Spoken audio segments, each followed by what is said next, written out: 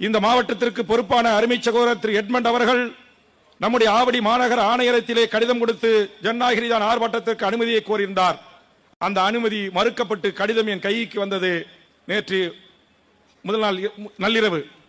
அந்த கடிதத்தை எடுத்துக்கொண்டு முதலமைச்சர் இருந்த ஒரு நிகழ்வுக்கு சென்று மேடையில், இது நியாயமா? என்னுடைய போராட்ட வடிவங்களே வேறு. நான் என் ஆயிரக்கணக்கான பெண்களை திரட்டி ஜனநாயக ரீதியாக ஒரு ஆர்ப்பாட்டம் நடத்துவதற்கு அனுமதி கேட்டிருக்கிறேன். உங்கள் காவல்துறை அனுமதியை மறுத்திருக்கிறது. இது நியாயமா என்று கேட்டேன்.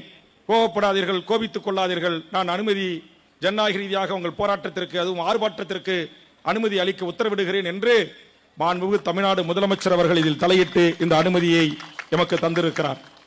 இந்த நாட்டின் கார்ப்பரேட் பெரு நிறுவனங்களுக்கும் முதலாளிகளுக்கும் பணக்காரர்களுக்கும் அவர்கள் நடத்துகிற பண்பாட்டு கலாச்சார சீரழிவுகளுக்கும் எப்படி அதிகார வர்க்கம் துணை போகிறது என்பதற்கு நமக்கான அனுமதி மறுப்பு ஒரு எடுத்துக்காட்டு.